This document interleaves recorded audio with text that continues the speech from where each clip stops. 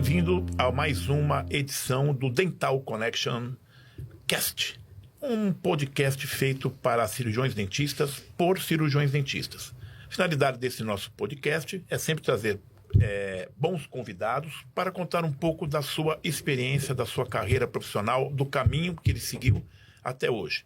Nós recebemos aqui sempre pessoas bem-sucedidas na profissão, não necessariamente pessoas famosas, pode ser muito famoso como nosso convidado de hoje, mas o importante é que essas pessoas vão passar um pouco da experiência deles para vocês, do caminho que eles seguiram numa profissão tão nobre, tão importante como é a profissão de cirurgião dentista, que é uma profissão que vale muito a pena ter, desde que você trate ela bem, ela vai te tratar bem também. Conosco hoje, aqui na bancada, o meu querido amigo e excelente profissional convidado, professor Sérgio Jaime. Boa noite, professor, tudo bem? Boa noite. Eu queria agradecer muito o convite, o seu, que é um grande amigo, o Ricardo, e a sua querida filha, a Maria Amélia, também, que é uma grande amiga. Bom, muito obrigada pela sua presença aqui hoje, Sérgio. Vou apresentar o Dr. Sérgio Jaime. Ele é especialista em prótese, implantodontia, periodontia, mestre em implantodontia, doutor em reabilitação oral, pós-doutor em implantodontia, vice-presidente da Academia Brasileira de Osseointegração. Desculpa, estava escrito errado. Professor internacional, professor da Bell, super importante, e diretor científico do IAP. Muito bem. Vamos começar o nosso bate-papo aqui com o tratar de Sérgio, Maria, né? Ninguém precisa tratar ninguém como doutor aqui, são todos colegas, né? Igual vocês que estão nos assistindo aí, nos vendo, né? E o professor Sérgio vai contar um pouquinho pra gente da trajetória dele, por que ele resolveu fazer odontologia, se ele teve algum planejamento no começo da carreira, tinha noção do que ele queria da carreira, e como é que as coisas foram acontecendo. Vamos lá. Quando você resolveu ser dentista, fazer odontologia, aonde que você fez e que ano que foi isso? Bom, eu me formei em 1980, então faz bastante tempo, né? Muito tempo. Uhum. E naquela época não existia implantodontia. Existiam os implantes tradicionais, que não eram muito famosos, né? Tinham fama de dar muito problema naquela época, os implantes tradicionais, que eu comecei também fazendo isso, mas quando me formei, o que o dentista fazia? O que um bom dentista fazia naquela época? O reabilitador fazia próteses, e próteses fixas. Sobre dentes. Sobre dentes. Ninguém pensava em implante. Pouquíssima gente fazia os implantes tradicionais, né? Então tudo começou dessa forma. E o que me revoltava na reabilitação, a minha primeira especialidade é prótese. Eu me formei, depois de um ano eu fiz, em 1981 fiz a especialização em prótese, que eu queria ser um bom dentista. E um bom dentista tem que saber fazer reabilitações, né? A odontologia é dente. Então mesmo hoje, chega o nosso paciente, você vai fazer implantes, vai fazer um planejamento de implantes, porque o paciente nem quer saber de implante, não quer saber o que vai na boca dele. Ele quer receber uma prótese bonita, ou seja, dentes bonitos. É isso que o nosso paciente quer. Né? Então, naquela época, então, eu tinha que saber fazer prótese. Por isso que a minha primeira especialidade é a prótese. Hoje em dia, pelos meus conhecimentos, eu acho que todo cirurgião, eu sou muito mais cirurgião hoje do que protesista, eu acho que ele tinha, a primeira especialidade teria que ser prótese, tem que ser prótese. Por quê? Para você ter uma visão tridimensional da posição que você vai colocar esses implantes. O que eu mais vejo hoje são os erros de falta de planejamento. Esse é o nosso grande problema de falta de planejamento, ou seja, pouco conhecimento dos profissionais que estão se formando, não se especializam direito e já se metem a fazer coisas que não sabem. Ou seja, a falta de planejamento vai resultar em fracasso. Com certeza. Isso que é o grande problema hoje em dia. Sérgio, lá em 1980, quando você se formou, você tinha alguém na família que já trabalhava com odontologia, algum amigo, algum conhecido? Como que você começou a sua carreira? Eu tenho um irmão que é dentista. Ele é o Miguel, que é meu irmão, que ele é 5 anos mais velho que eu.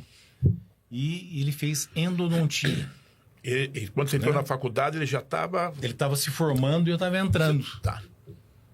Né? Então mas a minha referência foi bons dentistas que tinham na minha cidade natal, lá de Mococa, que os dentistas, vou até citar o nome deles, se eles assistirem esse podcast um dia, um grande abraço para eles, que seria o Kemel e o Kazumi, na cidade de Mococa, que é o interior do estado de São Paulo, minha cidade natal.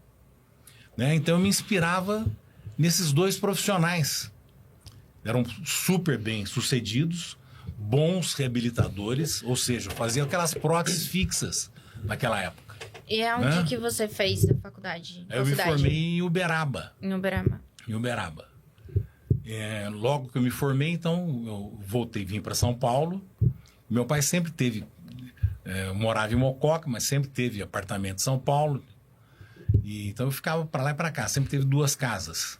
E o seu irmão morava aqui, trabalhava aqui ou ele foi para Mococa? Ele morava em Mococa, tinha consultório em Mococa. Então você começou por conta quando você se formou? Para cá você abriu o consultório?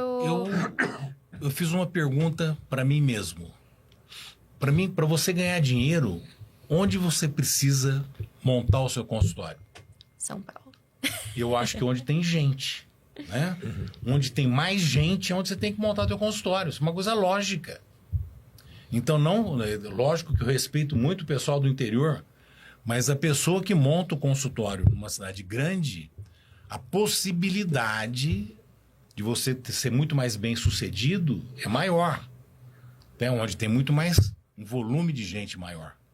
Então, a probabilidade de você se dar melhor é E acho que ainda mais grande. naquela época que não tinha internet, essas coisas, né? Que hoje em dia, com a internet, você tá no interior, você chama a atenção de quem tá na cidade do lado, né? Ali por perto, mas... E também tem um detalhe, se você tem um pai dentista, por exemplo, no interior, lógico, você vai montar lá perto, ele vai te acolher, né? Sim, claro. Você Ou em qualquer lugar, não importa onde seja. Exatamente, qualquer lugar. Então, tudo depende de cada situação. Mas uma pessoa, por exemplo, que acabou de se formar, e eu acho que tem que montar um consultório onde tem muita gente. Então, você se formou, veio para São Paulo, abriu o seu consultório. Sim. Abriu sozinho, na época. Não, eu tive um único emprego na minha vida que durou 15 dias. Eu achei que foi muito tempo. O único emprego que eu tive durou 15 dias. Trabalhou muito como empregado. Paralelo ao consultório ou antes de abrir? Me formei, não tinha nem CRO ainda. Não. Era um CRO provisório, não sei se existe isso ainda. Era antigamente. Antigamente era assim, você se formava... Tinha um protocolo, né? Você tinha um CRO provisório, mas você já podia trabalhar, né? Então eu arrumei um emprego numa clínica popular, lá em Itaquera, pra você ter uma ideia. Então um bairro muito populoso, muito popular, né? E só eu fiquei especialista em extrair dente. Teve um sábado que eu extraí 70 dentes. Meu Deus. Minha mão inchou de uma forma que eu nunca vi. Mas eu fiquei bom em extração. 15 dias foi o suficiente. Foi uma especialização de 15 dias. 15 dias foi o suficiente nesse emprego. Aí eu tive uma sorte. Sorte não, é sorte de um, azar do outro, né? Eu acabei comprando um consultório de um dentista que tinha sofrido um acidente de carro e tinha falecido. Na Aclimação, na Rua Machado de Assis. Foi lá que eu comecei a minha vida. Na Rua Machado de Assis, número 455. Não esqueço nunca desse número. Então eu comprei o consultório já instalado, já montado, do irmão desse profissional que tinha falecido. E deu o start da minha vida profissional ali, na Aclimação, na Rua Machado de Assis. Deixa eu fazer uma pergunta. Lógico que a gente fala, eu também sou do tempo antigo, mas hoje todo mundo fala em fazer um marketing para divulgar, o dentista, hoje tem mídia social. Naquele tempo, você fez algum tipo de marketing ou foi no boca a boca? Além dos pacientes que já tinham lá. Ter, né? Olha, eu nunca fiz marketing na minha vida. Eu nunca fiz nenhum curso de marketing na minha vida. E o pessoal ainda pedem para mim, principalmente os meus alunos, no meu curso de cirurgia avançada que eu tenho na minha clínica, para mim fazer um curso de marketing. Ou seja, eu dar esse curso de marketing. Mas eu nunca fiz um curso. Eu faço... é tudo natural as coisas que eu faço. Foi acontecendo. Foi acontecendo, exatamente. E qual foi sua maior dor na época que você montou o consultório? Qual foi sua maior dificuldade como recém-formado naquela época? Foi, lógico, logo que eu me formei, a dificuldade de você saber fazer as coisas e não tem para quem perguntar. Então você não tinha internet, não existia naquela época. Então você tinha bibliotecas de faculdades, que eu frequentava muito a biblioteca da USP aqui em São Paulo, e por isso que eu me especializei muito rápido. Eu preciso saber fazer prótese direito. Então eu optei em fazer especialização de prótese, que eu acho que é a única forma de a gente cortar caminho para você ganhar dinheiro. É você saber fazer as coisas bem feitas. Então, isso daí me levou a fazer essa especialidade de prótese. E você fez a especialidade um ano depois que você se formou, ficou trabalhando como protesista. Quando que vieram as outras especialidades? Então, eu fiquei com 1 ano de formado, eu já fiz a minha primeira especialidade. E aprendi a fazer prótese bem. Né? O professor Botino, que foi meu professor da especialização, e ele me ensinou, foi um excelente professor. Eu agradeço ele muito. Toda vez que eu encontro ele em congresso, eu converso, bato grandes papos com o Botino, que é uma pessoa sensacional. Um grande abraço para ele aí também, viu? E o que me revoltou nas reabilitações eram as próteses removíveis, principalmente próteses inferiores. Eu não acreditava que alguém conseguia usar um negócio daquele. O que me levou a pesquisar os implantes. Aí eu fui para os Estados Unidos. Comecei a fazer curso nos Estados Unidos.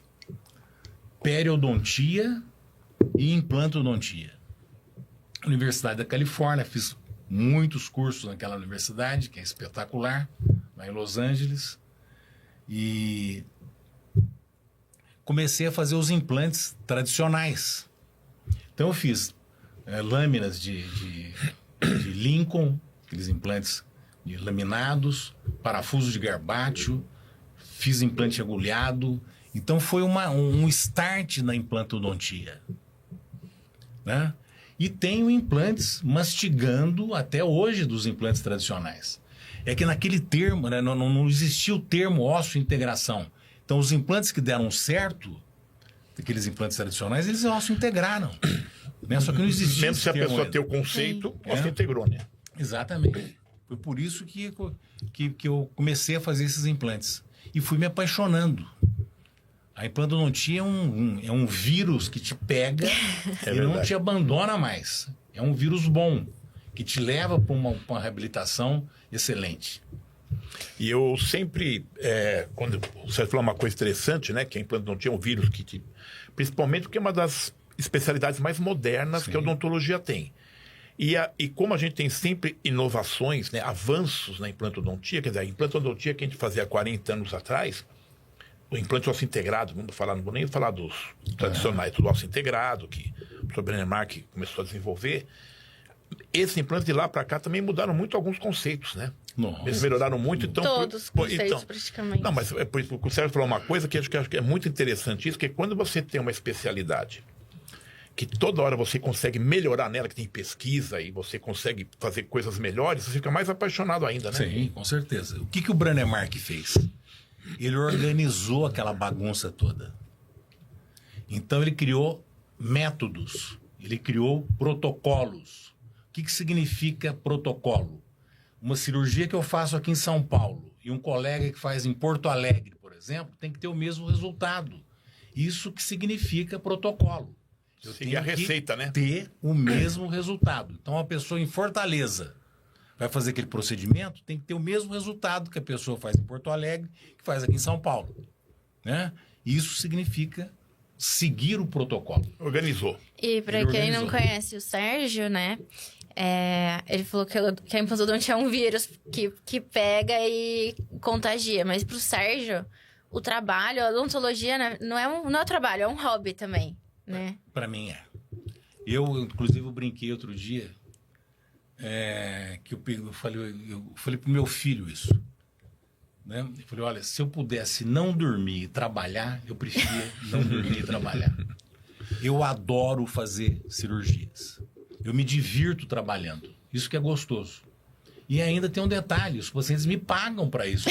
Então, é muito mais gostoso Melhor, você né? trabalhar. Você está fazendo o que você gosta, né? E recebendo para aquilo que você ia fazer Nada até é de melhor graça, que isso, né? né? E É muito gostoso. a gente fala mais ou menos assim, né, É Sérgio? muito gratificante, Gratificante. vamos chamar assim. Você sai de casa, vai pro consultório, atende, faz cirurgia, Uhum. resolve um monte de pepino, mas é melhor que trabalhar, né? Com É certeza. melhor do que... Não, mas eu acho que esse é um um grande divertimento. diferencial de você como profissional, né? Você ser tão apaixonado pelo que você faz, fazer isso não só como trabalho, mas acaba sendo um hobby, você tem prazer de fazer aquilo.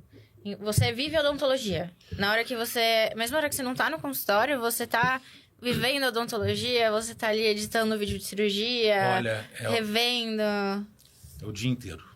O Sérgio aqui, por exemplo, ele não tá com o computador aqui, mas o tempo todo que você tá com ele tá no computador olhando os casos, né? Não, o Sérgio fica lá na Bel, você Vai lá na sentado Bel, ao lado né, dele, que ele tem alguma ele- coisa pra te mostrar. Nós trabalhamos juntos lá na Bel, no nosso curso lá de especialização, etc e tal. Ele, o dia inteiro ele tá lá, e os alunos em volta dele, né? Olhando que caso é esse, que caso é aquele, que caso, porque é uma paixão mesmo, né, Sérgio? É gostoso.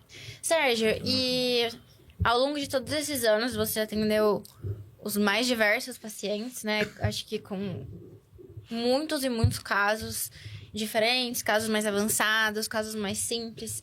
E de todos esses casos, qual foi o que mais te marcou? E quando a gente pergunta o que mais te marcou, não é necessariamente o mais difícil ou financeiramente, foi o que realmente Mais emocionante.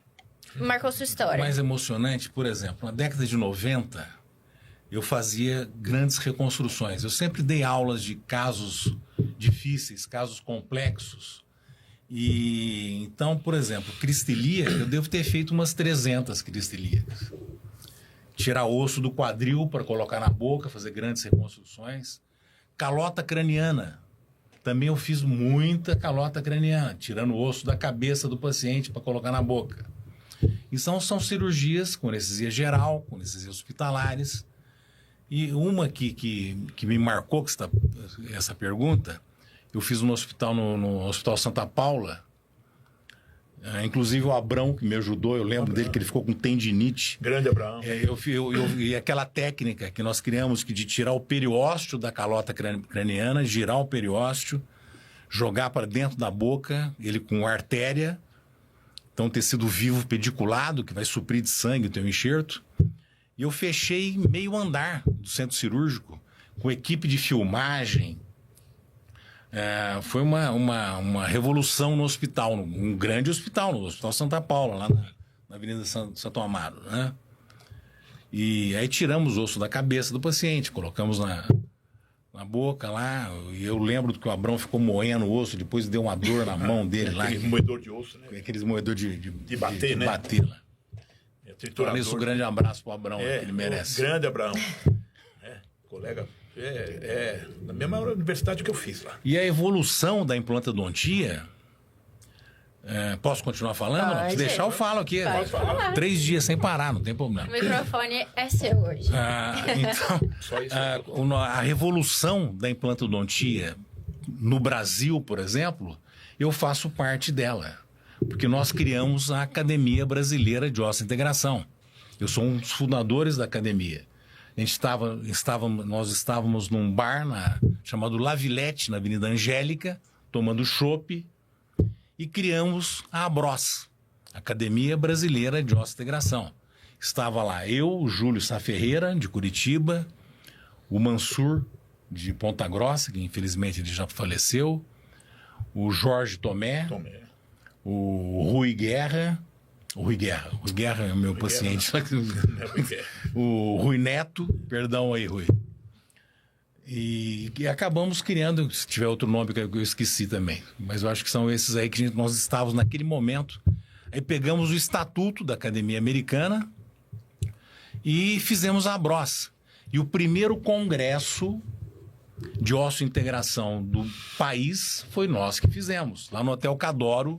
Para você ter uma ideia, o auditório do Hotel Cadoro, naquela época, cabia 300 pessoas e lotou. Tinha gente em pé ali assistindo aquele congresso. Que ano foi isso? 1990. Então foi o primeiro congresso de osso-integração. E o que nós fazíamos? Trazíamos o filé mignon da ciência para o Brasil. Todos os speakers da moda nós trazíamos para o Brasil. E nessa época você ainda fazia alguns cursos fora, né? Porque Sim, você se formou fazia. em 80, isso Sim, foi em 90.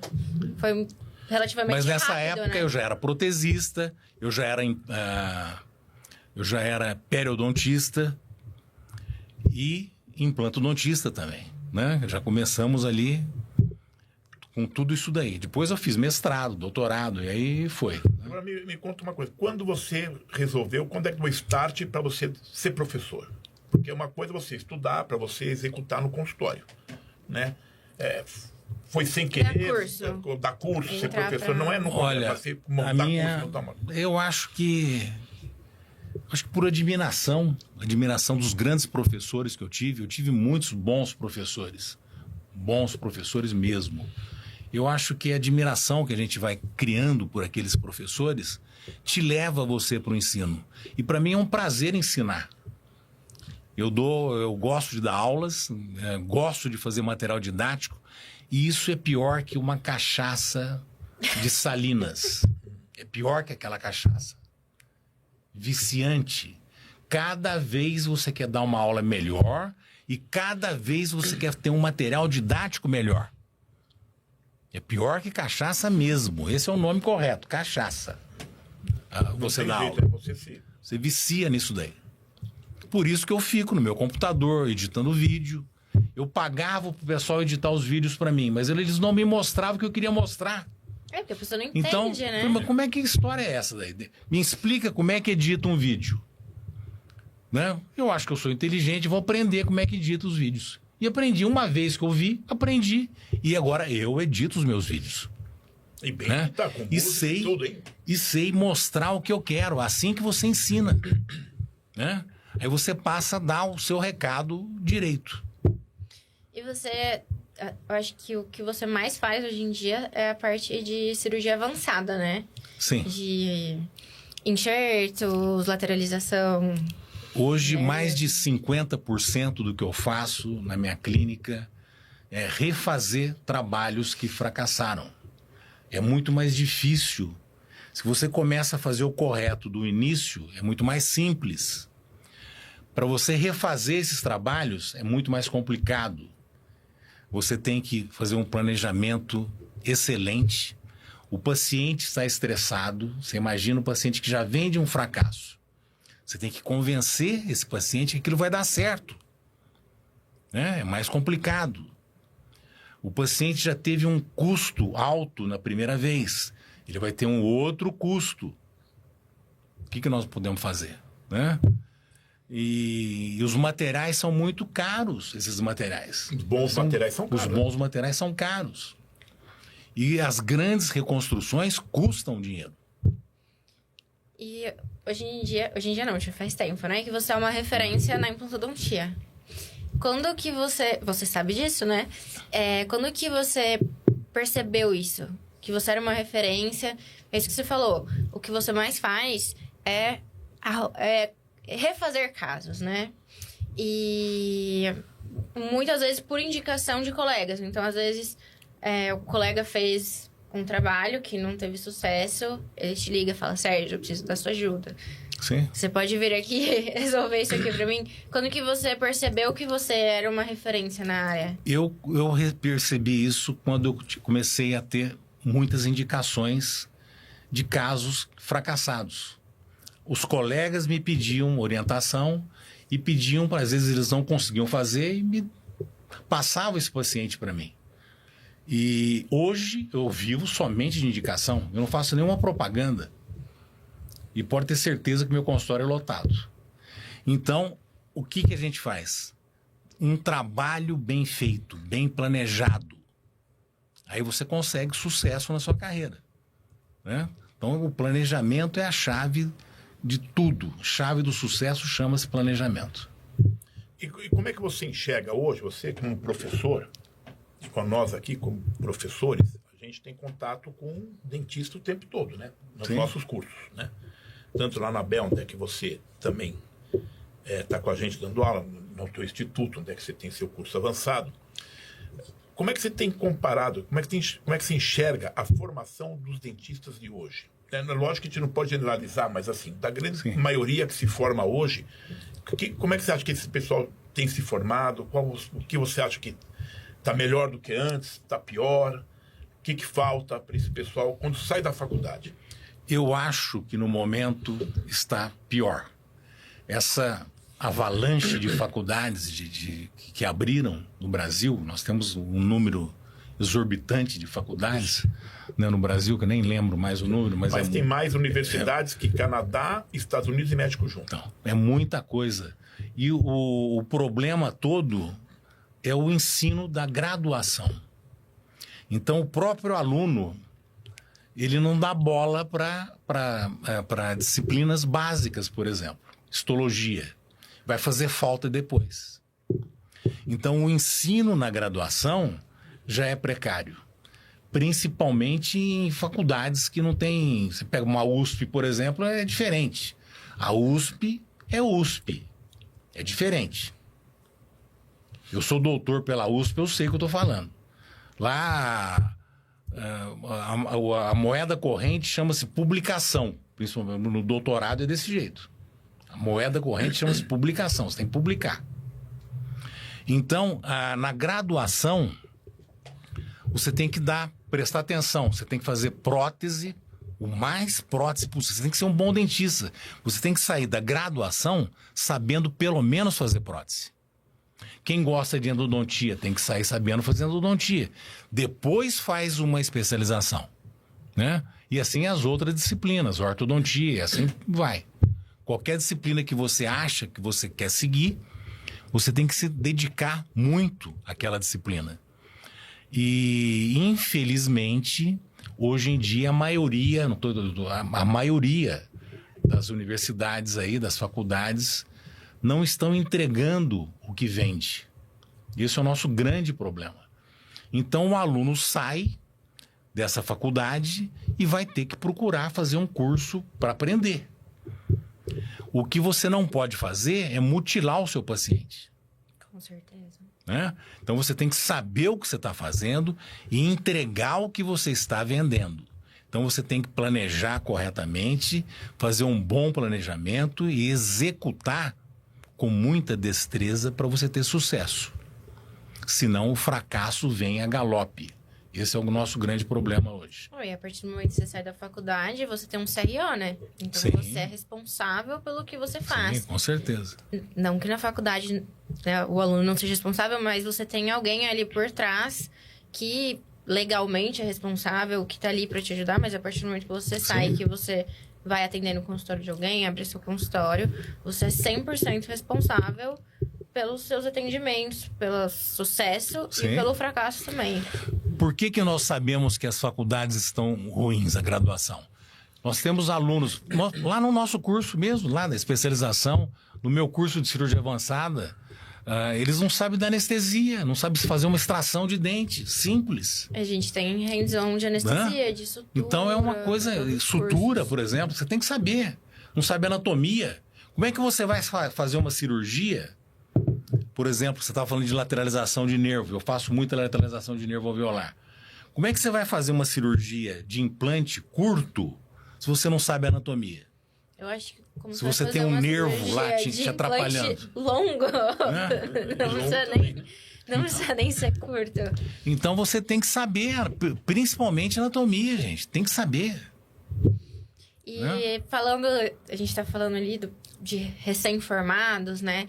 E um dos intuitos do nosso podcast é justamente para incentivar dar uma luz para quem está se formando agora, para os recém-formados, para quem acabou de se formar, ou para aquele profissional que às vezes já tem muito tempo de formado e está estagnado na profissão, sente que não evolui, né? E eu queria que você deixasse o seu conselho para esses profissionais. O que você falaria para alguém que está se formando hoje ou para alguém que está um pouco perdido? Sim, eu acho que esse conselho vale para todos, viu? Para todo mundo. O profissional, nós dentistas, não podemos ficar desatualizados. Então, a nossa obrigação é participar de congressos, participar de cursos. Você tem que... Hoje nós temos internet, então é muito mais simples você baixar um artigo científico, por exemplo. Você acha muito mais fácil, né? Então, não justifica você ficar desatualizado.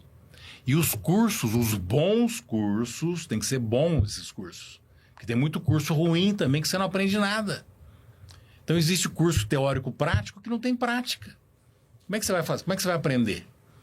E a nossa profissão, você só aprende fazendo. Não existe outra forma. É só praticando que você vai ficar bom. Quanto mais você tiver prática, melhor você vai executar.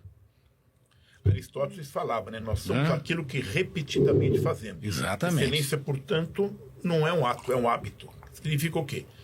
Quanto mais a gente praticar, quanto mais você trabalhar em cima de uma técnica, mais você vai desenvolver. Ninguém nasce sabendo.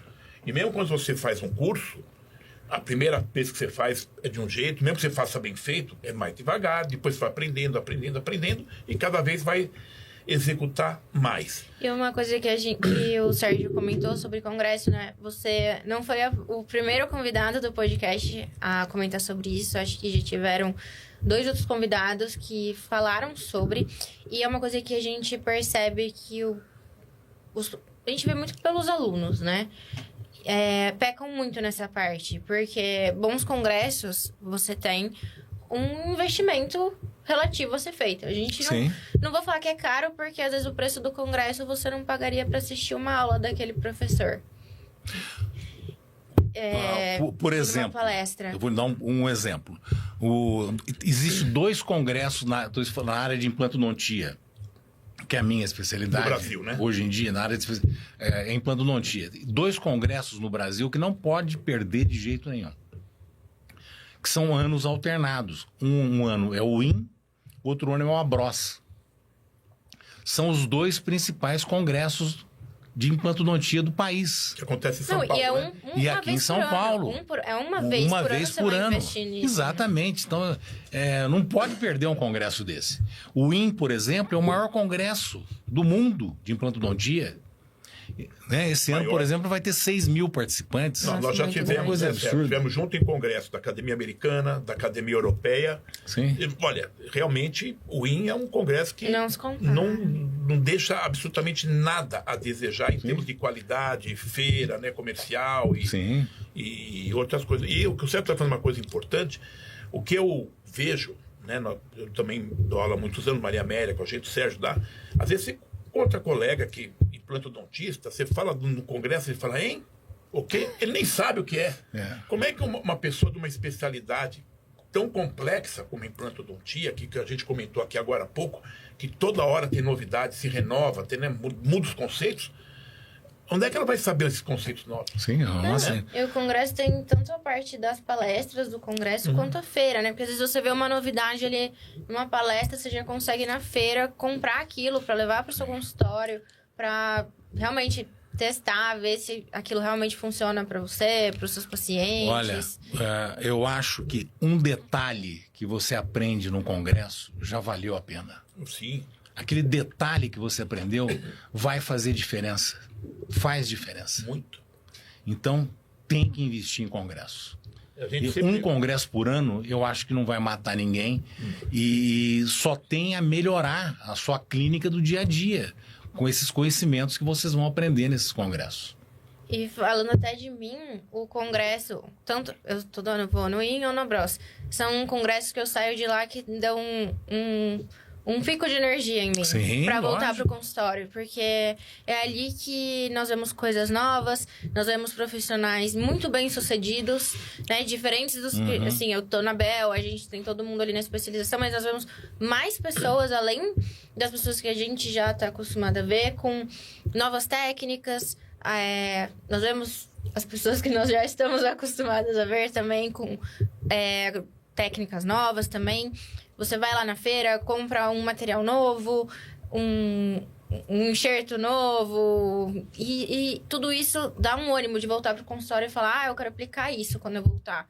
Você já sai pensando, eu quero um paciente com um caso assim para eu poder aplicar essa técnica que eu vi, exatamente. essa técnica que eu aprendi, dá um boom de energia para voltar no consultório, dá um ânimo. Um dos nossos futuros convidados aqui vão ser o Haroldo Vieira e o filho dele, Haroldinho, que são donos da VM Comunicações, que eles que organizam esses dois grandes congressos.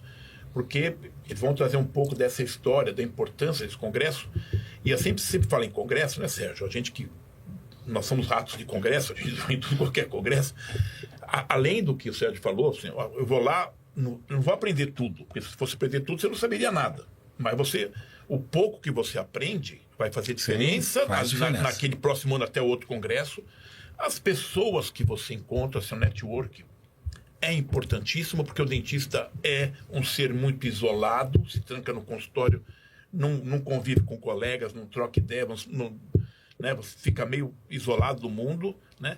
Além disso aqui, a feira científica, a feira comercial, que você tem novidades. Então, é um conjunto de fatores que melhora a tua carreira naquele próximo ano depois do congresso. Sim. Né? E as pessoas, às vezes, não entendem todos esses valores que um congresso tem. Né? Então, assim, eu acho que o que falta um pouco, né, que a gente sempre fala, às vezes o intuito também desse podcast é isso, para os nossos colegas, e não estou falando só de implante, não, estou falando de qualquer área da odontologia, tá? Se você for endodontista, se você vai no congresso de endo, se você faz orto, não importa qual a sua especialidade, né? Mostra isso que as pessoas têm que estar se atualizando, têm que correr atrás, passa muito rápido o tempo, o dentista se tranca no consultório, passaram-se 20 anos, nem uma tinta na parede ele passou, não fez um curso, não leu livro, não leu um artigo, não foi no congresso. Aí, às vezes a pessoa começa a reclamar, puxa, está ficando ruim a profissão. Não está ficando ruim a profissão, é que você está ficando atrasado. E hoje o paciente, o Sérgio sabe disso, a doutora Maria sabe disso, ele não é uma pessoa que vem sem conhecimento nenhum, né? O doutor Google, às vezes o paciente chega... Não, hoje eu atendi um Ele paciente... pesquisa, e pergunta um monte de coisa... O meu paciente de hoje chegou com o termo cicatrizador personalizado. É uma coisa que eu jamais esperaria escutar de um paciente. Então, assim, e não é só Google hoje em dia. Não, Instagram. Instagram, eu acho que é mais que o Google. Porque hoje em dia as pessoas procuram muito profissional por rede social. Que não necessariamente é uma referência, mas a pessoa procura ali, vê o que a pessoa posta e leva no outro profissional a foto. Assim, eu quero meu implante assim. E isso é muito complicado, mas eu acho que isso que o Sérgio falou, de estar sempre se atualizando, que você falou também, eu acho importante que os dentistas, os profissionais entendam que gastar com curso, gastar com congresso, não é um gasto, na verdade, né? É um investimento. E as pessoas colocam assim, já tenho muito gasto esse mês, não dá pra eu fazer um curso, não dá pra eu comprar um congresso, mas isso é um investimento na profissão. Não é um gasto, não é jogar o dinheiro fora. Aí a ideia nossa, Sérgio, todos nós aqui, é justamente isso. Eu vou fazer um congresso agora, não tenho dinheiro. Você se planeja, você sabe que congresso que tem aquele ano, no outro ano que congresso que tem, que data que é, você se planeja. Não é na véspera do congresso, fala, puxa... Amanhã começa o congresso, eu não fiz inscrição, não tenho dinheiro. Mas se planeja, estuda, porque assim, essa profissão, gente, exige dedicação e estudo constante. Né? Não tem jeito. O Brasil é o país que mais tem dentistas no mundo. É verdade. Mas é o país que nem todos esses dentistas estão estudando, estão se especializando e, com o tempo, os pacientes percebem essa diferença. Porque o fulano lá do outro lado da rua cobra metade do preço que eu cobro. Né? Tudo bem se ele ganhar dinheiro e fizer bem feito com a metade do preço, mas nem sempre você consegue ganhar dinheiro e fazer bem feito cobrando muito barato. E colocar em prática. Por exemplo, o Sérgio tem o curso de cirurgia avançada. É um curso que é um investimento alto, mas é um investimento. Sim. É uma vez por mês. Muda a vida da pessoa. Não, e se o seu aluno sair do curso e uma vez por mês ele fizer uma cirurgia referente ao que ele aprendeu no curso, o curso já não tá pago? Nossa. Não vou, Então, eu vou assim, muito além do curso não é uma certo, coisa... é um curso bem profundo, é uma coisa que a pessoa vai aprender muitas coisas complexas. Mas você vai no congresso, que você paga lá R$1.000, R$2.000 para um congresso. Uma coisa que Uma você vez aprendeu. por ano. Uma vez por ano. Pontual. Você fez uma técnica ali, você ganha aquilo 10 vezes mais.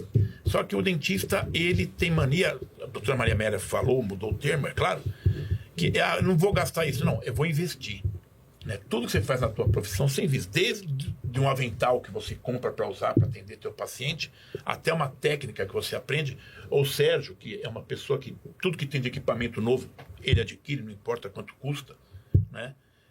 Não vou dizer que todo mundo tem que fazer isso, porque, lógico, o Sérgio tem uma clientela Não, cada um tem que fazer dentro da sua realidade. Da sua realidade. Mas você tem que estar sempre procurando melhorar um pouco. Porque Com você certeza. tem que oferecer.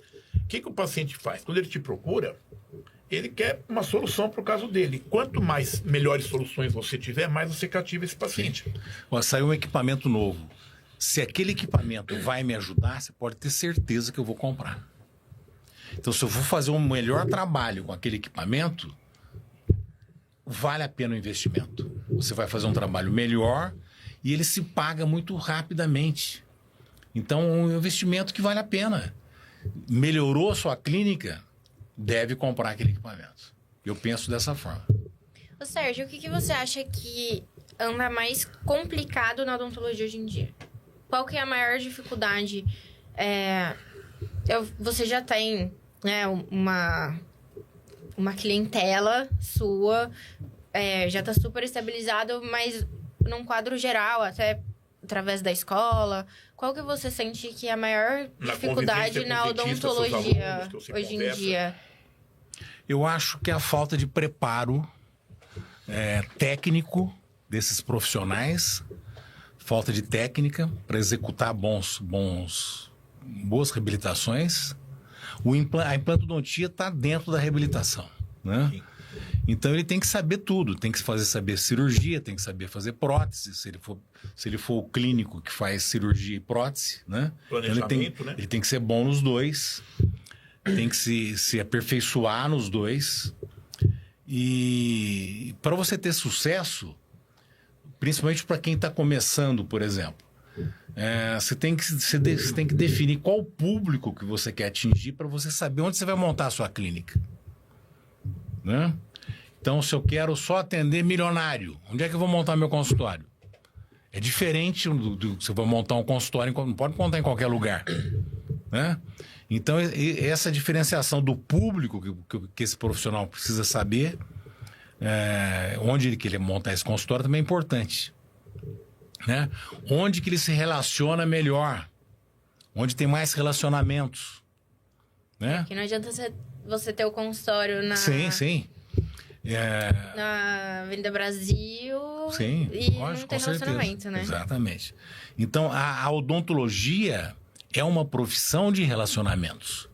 Então, você tem que mostrar a tua cara, você tem que ir em congressos, você tem que ter indicações, né? Então, mostrar a cara é muito importante, né? Eu acho importantíssimo para esse relacionamento que você tem que ter com seus colegas. Quanto mais dentista você conhecer, melhor você vai ter, você vai ficar. O próprio bate-papo é uma aula. Você vai comer uma pizza com um grupo de dentistas, por exemplo, você acaba conversando de odontologia. Só fala de odontologia. Só fala isso. O dentista é especialista em só falar de odontologia. Mas muito mais, né, do que da odontologia, de técnicas, especialidades, você sente que dificuldade que o colega está tendo, que facilidade, como é que ele chegou no sucesso, ouvindo a história de cada um. Sim. É mais ou menos o intuito. Uma troca de figurinha. Mais ou menos o intuito do podcast aqui. De a pessoa entender cada convidado, cada colega, teve um caminho diferente para chegar no sucesso. Né? Sim. Teve um caminho diferente. Mas se você não convive com essas pessoas, né, não tem oportunidade de trocar ideia, você fica isolado e na tua mente você acha o que você quiser, porque você não tem referência nenhuma. A única referência é o teu consultório. Né? Não, e o que é legal, por exemplo, o Sérgio, a maior parte dos pacientes dele vem de indicação de outros dentistas. Claro, um paciente acaba indicando o outro, mas a maioria vem de maioria outros de outros dentistas. dentistas. E esses dentistas, ele conhece através desse social. Ele vai no meio certo. Exatamente. Sempre esteve no meio certo, provavelmente. Exatamente. É exatamente isso aí. E, então, isso é um resumo, chama-se relacionamento. É. Desde o congresso até uma pizza com os colegas dentistas, fazer parte de uma associação, Sim. né, ter contato, reuniões científicas, estudos, planejar cursos, planejar congressos, planejar palestras. Até nas suas pós-graduações, mestrado, doutorado. E outra coisa, o cara está falando, olha, o doutor isso, o doutor aquele, foi meu professor, manter contato com seus professores antigos quando puder. Não é verdade? Você tá, porque essas pessoas sempre vão ter uma experiência para passar para você. Onde que você vai encontrar esses professores? Nos congressos. É. Você pode ter certeza que eles vão estar lá. Né? E ter referências, né? É. Porque tem, às vezes, as pessoas muito novas, têm muita pressa, muita ansiedade. E, às vezes, elas não querem saber de quem já tá ali, de quem já tem uma história, já tem uma carreira, tem coisas para ensinar. Não só necessariamente técnica, né? Mas, assim, tem tudo para ensinar. Desde como montar seu consultório, aonde você deve ir, com quem você deve falar. E, às vezes, as pessoas querem ser a referência. É. E elas acabam não tendo ninguém para admirar. E eu acho que ter alguém ali para admirar, para ser seu mentor, faz muita diferença em tudo isso. Faz nós, diferença. Nós estamos acostumados, né, nos nossos cursos, todos nós aqui, há muitos anos nós ministramos cursos, de toda hora algum colega chega aqui, olha, professor, estou mandando uma radiografia, uma tomografia, o que você acha desse caso? Professor, meu paciente tem isso, professor, não é nem uma pessoa não consegue resolver, mas ele quer saber a sua opinião. Sim. Né? Olha, essa semana mesmo, lá no curso de especialização, 2, 3 alunos postaram coisas, né? Casos que tem algum problema, por que eles estão postando lá? Porque eles estão confiando nos professores E cada deles. um fala uma coisa, porque nós temos vários caminhos, às vezes, para resolver uma única questão. Então, igual esse caso, esse último caso lá. A gente recebe radiografias, por exemplo, um implante em cima do dente. 2 semanas atrás, inclusive tem lá no YouTube essa cirurgia, no meu canal do YouTube. Implante no assoalho da órbita. Então, são profissionais que executaram que não sabem fazer esse tipo de cirurgia, não pode fazer. Né? Você não pode colocar implante onde não tem osso. Então, as técnicas reconstrutivas têm que entrar, têm que vir primeiro. Você coloca o implante onde tem osso. Isso é básico. Não existe milagre. O implante não vai parar no ar. Não Implante para. gosta de osso, né, Sérgio? Gosta de osso. Ele gosta de osso, ele quer osso. Senão ele vai para dentro do seio mesmo. Não tem jeito. Né? É verdade. Agora, uma radiografia que colocaram no grupo lá da especialização, um implante que parece que está em cima de um canino. Né? Parece, tá falando. Parece. Precisa só de uma. Agora precisa de uma. Periapical já dá para saber, ou então uma tomografia. Mas por quê? Aquele profissional que executou aquele implante não estava preparado para executá-lo. Não planejou, talvez. O planejamento foi falho. E eu acho que uma coisa que é muito interessante falar na parte da implantodontia, hoje em dia tem muitos profissionais que querem vender, custe o que custar. E nós temos muitas clínicas, muitos profissionais que fazem implante sem o básico, que é a tomografia, que é o mínimo. Não tem como você fazer uma avaliação para um implante sem uma tomografia. Sim. E é muito assustador, porque é muito comum. Eu até acho que tem mais lugares que fazem implante com panorâmica, com periapical, do que com tomografia. Mas tenho certeza Pelo simples pensamento pequeno de, se eu pedir uma tomografia, que é um exame muito mais caro do que uma panorâmica, do que uma periapical, o meu paciente não vai fechar, ele não vai querer vir aqui. E isso é o cúmulo do absurdo. Então ele chega na nossa clínica com muita informação. Ele sabe que existe tomografia. Ele sabe planejamento. Ele mesmo faz o planejamento dele. Ele já vai com tudo pronto. Ele vai lá conferir se você sabe ou não. O certo falou. Esse é o grande problema. Então nós temos que estar preparados agora para essa nova era. É uma nova... Você tem que saber de verdade, né, Sérgio? Exato, tem que saber de verdade. É uma abordagem diferente que você tem que agora conversar com o teu paciente. Com certeza. E Totalmente diferente. outra coisa da tomografia, às vezes você não pede, o paciente não faz, ele sabe que... Ele até pode saber que tem um exame que pode ajudar ali, aí você tem um problema. Quando você tem o problema, aí o paciente fala, mas por que você não me pediu uma tomografia? Exatamente. A gente cansa de receber caso Exatamente. de pacientes que tiveram Pra resolver problemas. questões em outros tratamentos e falam, mas o doutor não me pediu tomografia. E vale a pena lembrar que a tomografia é um documento. Legal. Essa né? tomografia é um documento legal. Então você pode provar que você fez o planejamento correto. Eu vou contar dois casos Existem aqui. intercorrências. Não tem como não ter intercorrências numa cirurgia. O importante é saber resolver, né? Tem o problema metabólico do paciente, o paciente é diabético. Então tem várias intercorrências que pode ter, mas o planejamento tem que ser correto. O próprio cuidado que o paciente tem após-cirúrgico. Sim. Tem duas também. situações lá do nosso curso que eu vou contar aqui para os nossos colegas. Um é um aluno nosso, que ele é bulco, trabalha no hospital, e fizeram um procedimento num paciente há uns anos atrás, e teve algum problema, o paciente acionou o hospital e acionou na justiça ele. O que o hospital fez? O hospital perdeu a tomografia. O perito falou, o juiz falou, bom, você não tem tomografia, não tem nem o que discutir, você está errado, não quer saber se você está certo ou errado, porque você já não tem o básico para planejar. Né? Você já você não tem argumento para dizer, olha como é que estava, olha o que eu fiz. É. Outro caso dessa aluna que postou esse implante perto desse canino, e ela conversando com a gente, é uma aluna, ela está fazendo nosso curso básico e está na especialização também, está bem interessada essa aluna.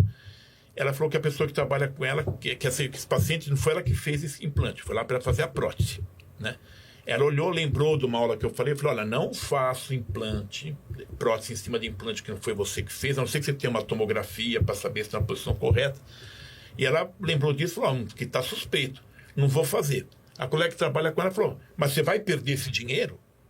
Quer dizer, a pessoa pensou, você pode fazer uma porcaria desde que você ganhe dinheiro. Quer dizer, é um pensamento assim, desculpa, gente, lógico, não estou falando o nome de ninguém aqui, mas não dá para ser um profissional sério, você vê uma coisa que a pessoa vai fazer uma coisa errada, fala, faça errada para ganhar dinheiro. Você põe a mão, você não é responsabilidade sua, mas você tem responsabilidade. Não importa. A partir Sim, do momento que com você colocou certeza. a mão. Essa alegação... Até mas você- mesmo para depois ter um problema nessa prótese, nesse implante, o paciente falou, mas se não estava bom, por que você fez?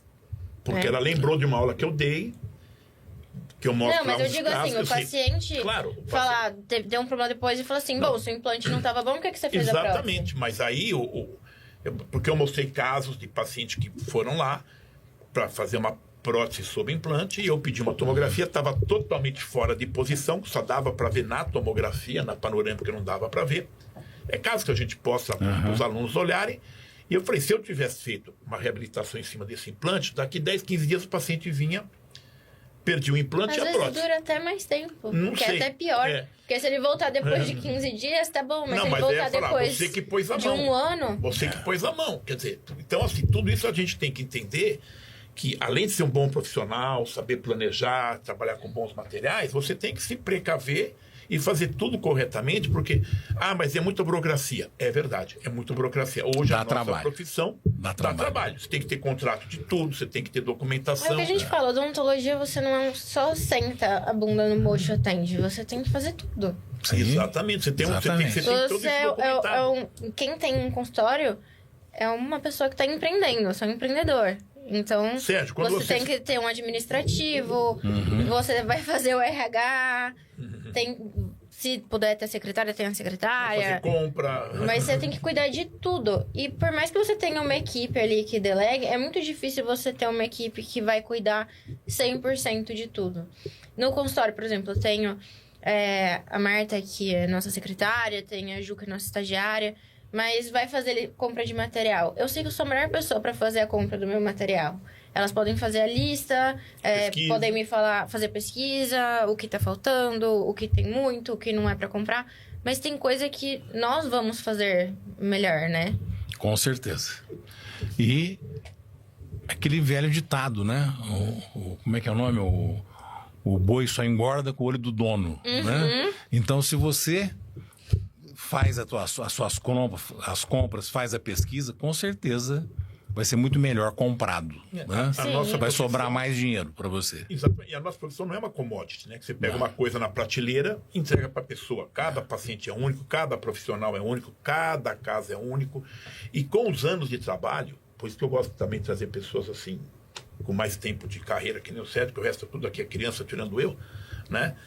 Que, Sérgio, quando você se formou, você ia fazer um orçamento do paciente, você comprava aquele bloquinho cor-de-rosa, naquele papelzinho lá, anotava qualquer coisa. Eu lembro que eu, quando me formei, mãe deixava 2, 3 crianças para atender, saía, ia embora, assim, fiz isso, fazia aquilo, pagava. Hoje você vai preso se fizer isso. Você atender uma criança sem consentimento do pai, um documento, sem o pai e a mãe estar presente, né? Ou só aquele papelzinho que a gente preenchia de orçamento, né? Hoje em dia nós devemos ter um prontuário. Exato. Né?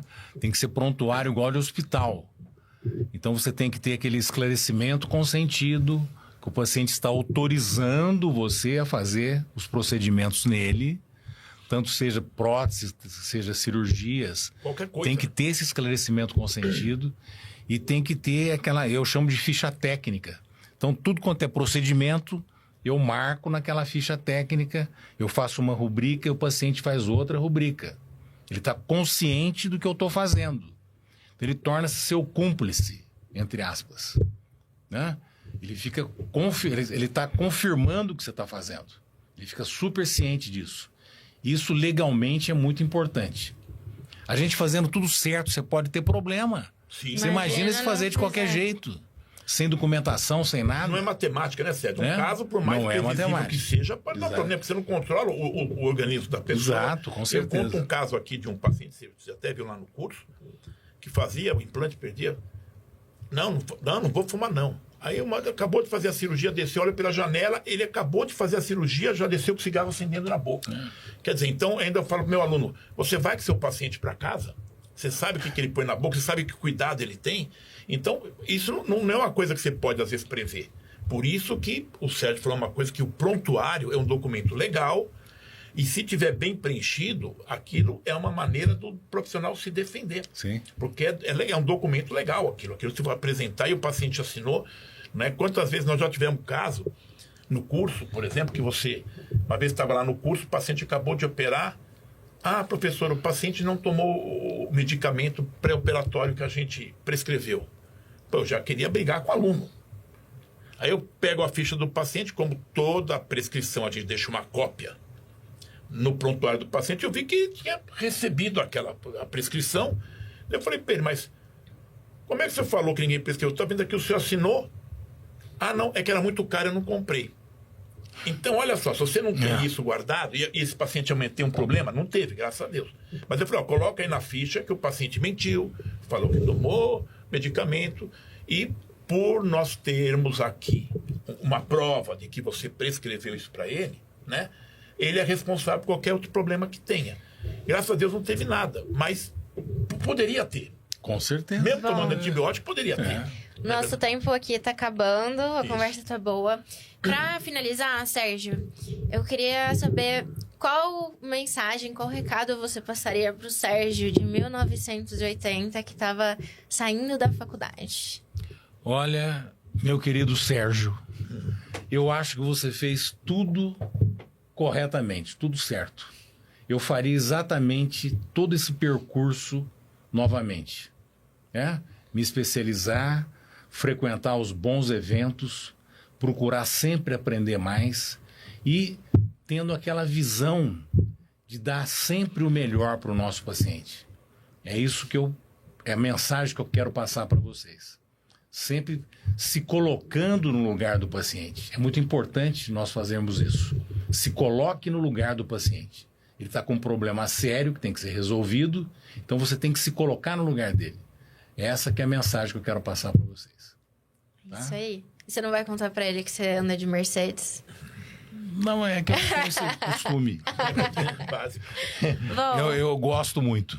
foi um prazer receber você aqui hoje. Muito obrigada pela sua presença, por contar um pouco da sua história, compartilhar isso com a gente, seus conselhos. Tá, obrigado. Eu que agradeço. Foi um grande prazer estar aqui com vocês. Espero ter passado boas mensagens e que possa contribuir em algum momento na vida de vocês. Doutor Sérgio, muito obrigado. Meu amigo Sérgio, muito obrigado por estar aqui com a gente hoje. Doutora Maria, você, meu amigo, colega, que está nos assistindo aqui, nossos podcasts, lembre-se assim que o nosso objetivo é trazer orientação, informação para que você vença na sua carreira, mostrar que a coisa não acontece num dia, que necessita planejamento. Como todo mundo que vem aqui conta a história dele, não foi num dia, não foi em 2. Hoje, a odontologia é muito concorrida, mas tem espaço para todo mundo. É uma profissão maravilhosa. Eu sempre digo, trate ela bem, que ela vai te tratar, devolver o que você deu para ela. Sim. E assim, hoje, a nossa jornada chega ao fim, no nosso podcast da Dental Connection. Mas segunda que vem, estamos de Segunda-feira volta que vem, com toda mais segunda-feira, um episódio. exatamente, toda segunda-feira um episódio novo para você. Curta a nosso podcast, divulgue para nossos amigos, se inscreva nos nossos canais, né? Nós estamos no YouTube e no Spotify. YouTube. Curte, compartilha com os colegas e nos vemos semana que vem. Boa semana a todos, fiquem com Deus, ótima semana. Obrigado, Sérgio, obrigado, doutora Maria. Obrigada. Grande abraço a Tony. todos. Tchau, tchau. Tchau, tchau.